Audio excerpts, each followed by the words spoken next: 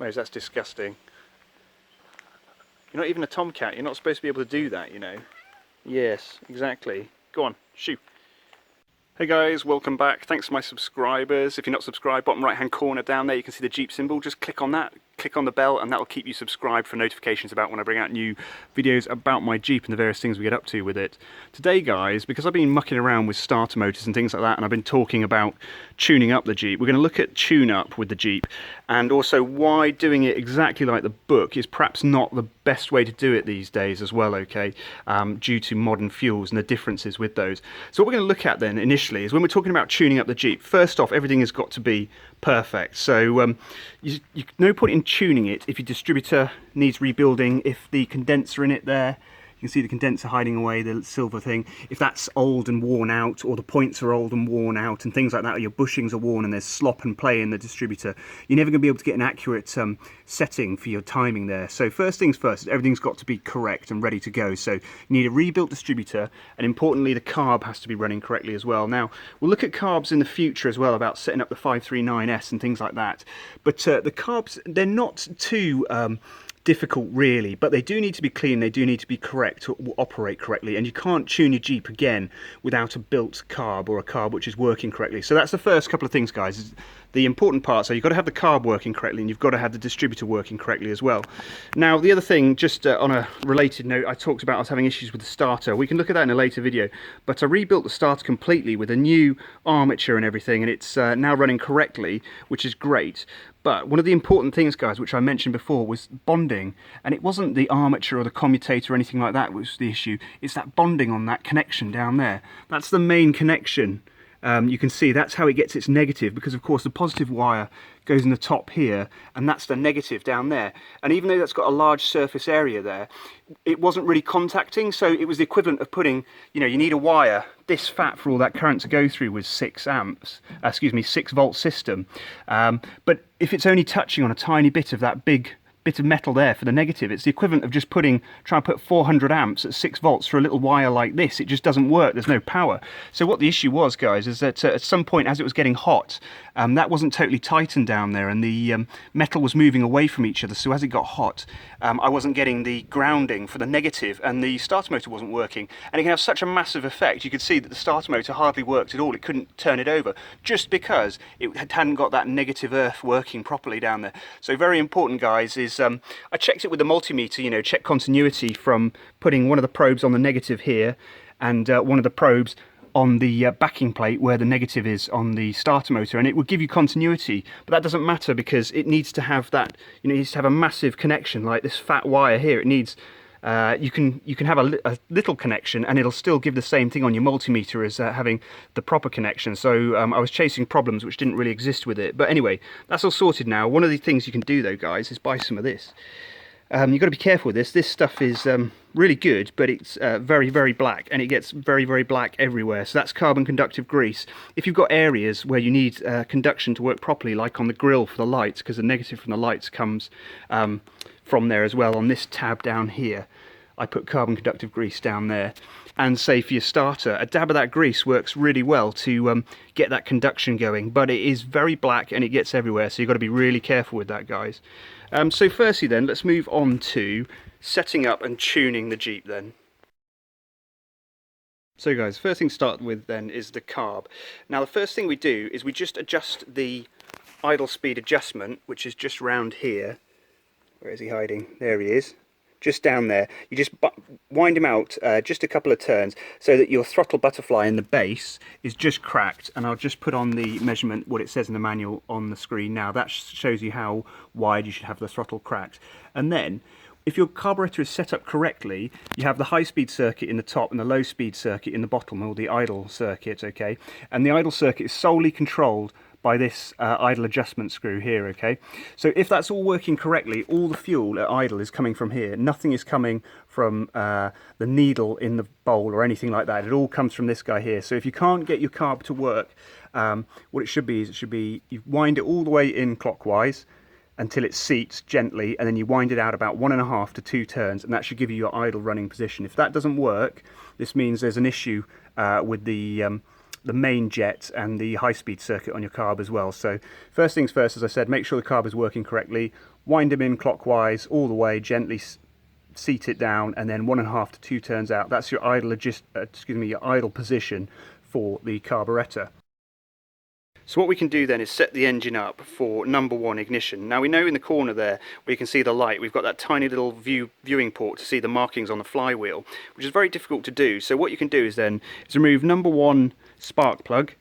He's just hiding in there. Put your finger over it, get somebody to turn the cranking handle till you can feel compression, and then as the markings come into the little viewport and it says ignition, that's when number 1 cylinder is going to be in the ignition position. Then we can set that up. Now what I've done on my one is on the pulley is I've put a marking. Can you see there? I've just put a bit of tape which is at the 9 o'clock position, and when that's perpendicular to the ground like that, that's, I know, is the ignition position for number 1 cylinder. So when I'm timing it, I've just got an easy reference there to get back to it rather than using that stupid tiny little viewing hole, which is impossible to do. And of course, guys, you can't actually set up the ignition by viewing from above and looking down onto it, because then you can't stand here and look at it and see the markings, because A, you can't see them, they're very difficult, and B, the alignment of the marking on the bell housing and the marking on the flywheel will be out. You actually have to get your head down in line with it, but of course we've got a battery and a generator and everything, so you have to get your head right in the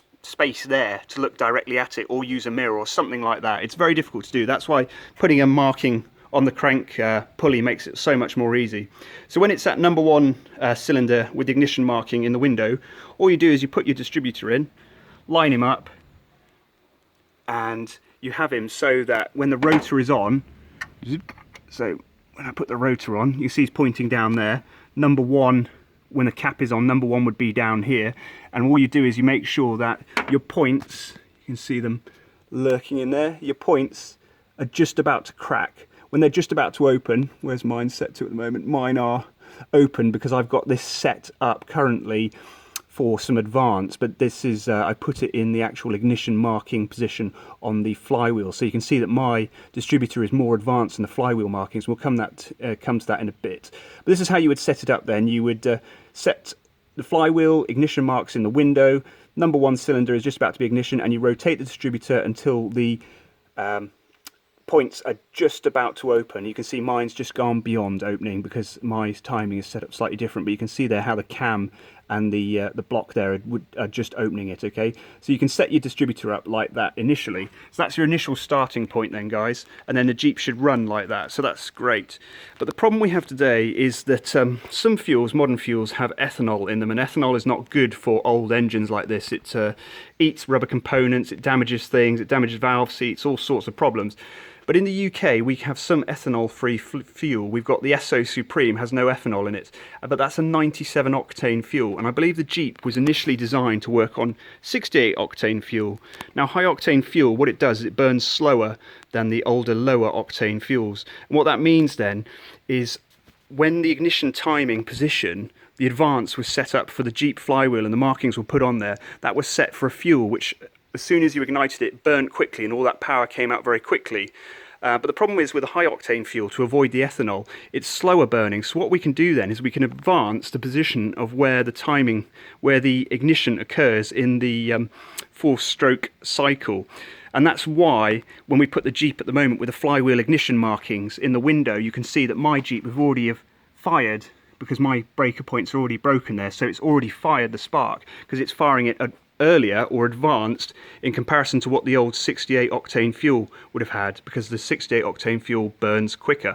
So this is the problem then. So what I'm trying to say, guys, is that you can set it up initially with the flywheel markings on the flywheel, but however, if you're using a more modern higher octane fuel like a lot of us are, the flywheel markings are not correct. So you have to set up the Jeep engine another way, and we can do that using a vacuum gauge and listening with our ears as well, and it works very well. So another thing I haven't spoken about then is this position. We set up the gap where the breakers are. We set up the gap with to 20 thousandths of an inch using a feeler gauge. However, what if your cam is worn or your points are worn and things like that? It won't accurately set up the dwell time or how many degrees of angle the breaker points are closed for. But we can do that if we use something called a dwell meter, and I've got one here. Now these are difficult to get hold of, so you can only get second-hand ones here. But we use the dwell gauge later, but as you can see there, it's got in the red markings 4-cylinder. It says dwell or tack, and along the bottom on the 4-cylinder, the red lines, you can see around 40, okay? So when we test out the Jeep later, we want the dwell to be 42 degrees. So for 42 degrees of rotation on there, that's how long the points are closed. So even if you have a worn cam and worn points, as long as you set up the dwell correctly to 42 degrees, it doesn't matter about how wide or how close you set up the gap on the breaker points then, because they can be worn and give you an incorrect reading. So the dwell gauge is the best way of setting it up. So we'll look at that in a minute. This dwell also gives me tacho as well, so I can read out 600 RPM for the idle. So let's get the thing started up and heated up, and then we can look into how all that operates. So guys, here's just the baseline of how I've got my engine set up at the moment. So this is what the exhaust tone is set like in the position that I want it to be at, okay? So you can hear there's no puttering, it's got an even tone. So that's good, that's what we want. So she's all heated up now, guys. So the first thing we do is set up the engine speed. So using the gauge here, which is set to tachometer at the moment, we've got one set to the negative, one set to the coil attachment to the distributor there.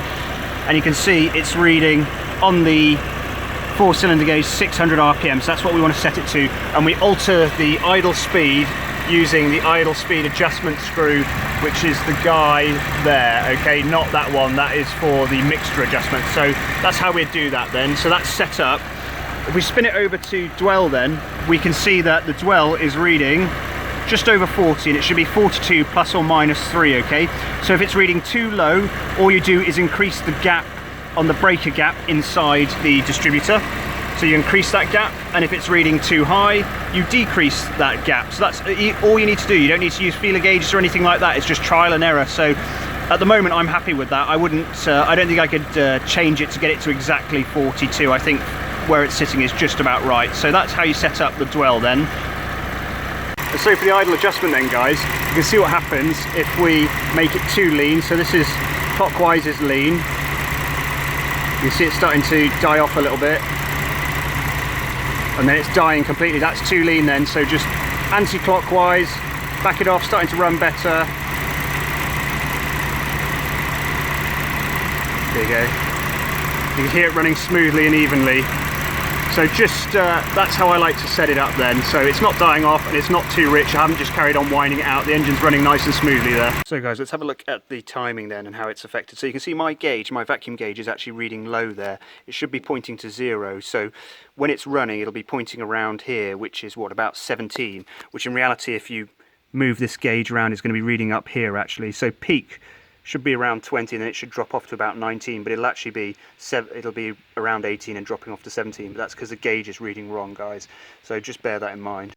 So to set the timing then, guys, all we have to do then is loosen off the bolts at the bottom there. You can see the 1/2 inch holding the distributor tight to the block. And then if we rotate it clockwise, that is advance, and if we rotate it anti-clockwise, that is retard, okay? So we can just set it up just by listening to the engine and looking at the vacuum gauge. So let's advance it and have a listen to how it sounds without zapping ourselves.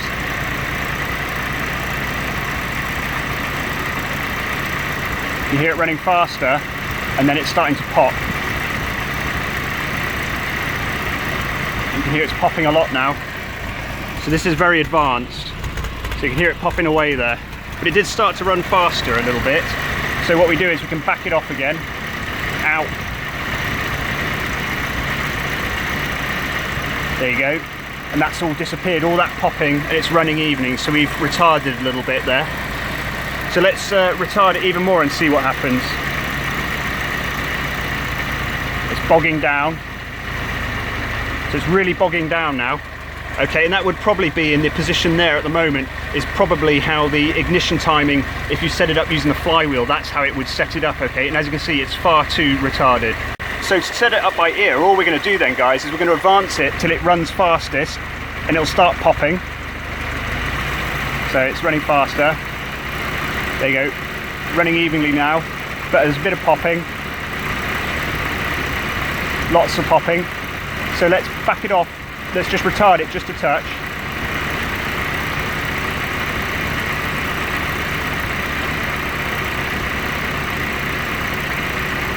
About there. There you go.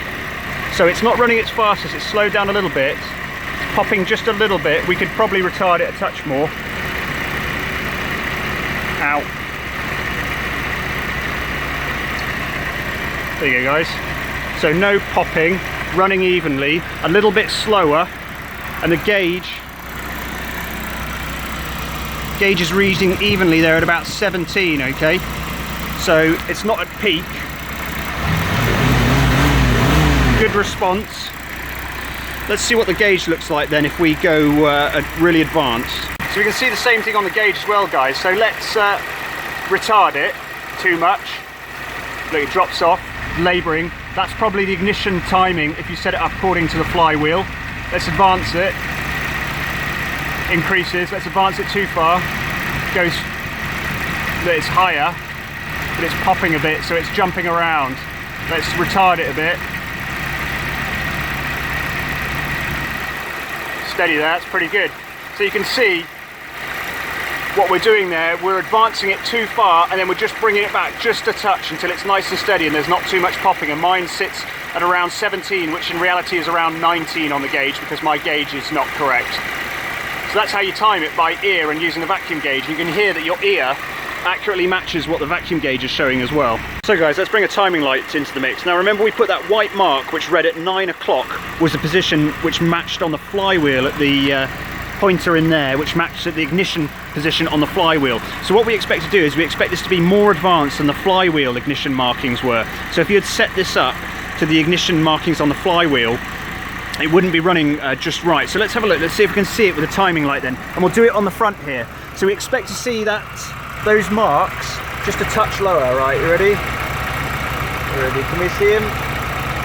Yeah, there he is. And you can see he's just a bit lower, so that's just a bit more advanced than the timing marks on the flywheel called for, okay? So you can see the difference between the old fuels and the new fuels, easily shown there by the timing light and what we can hear. So guys, in summary then, make sure your distributor and your carb are all set up correctly and they're good to go to start off with. 1.5 to 2 turns out on the screw there. Idle adjustment just till the butterfly is cracked, and then set this guy up for number 1 cylinder, just coming to the ignition marks in the pointer down there. Then you can run it, and then with your vacuum gauge in your ear you can just rotate it either clockwise for advance or anti-clockwise for retard. You can see if you go too far advanced it starts popping and the gauge goes too high and then it starts erratically moving around. So you just back it off, retard it just a touch, and the gauge comes down a little bit and then just sits stable. If you go too low it drops too far, and that's all you have to do, guys, and that's setting up the timing. And then you can look if you want to, like we did on the timing marks, using a stroboscope and seeing how it actually sits, and you could see that my timing is slightly more advanced, just a couple of degrees more advanced than the flywheel markings call for the Jeep, and that's the difference due to the modern and the old fuels. So yeah guys, that's pretty much it. I know there are different ways of doing this.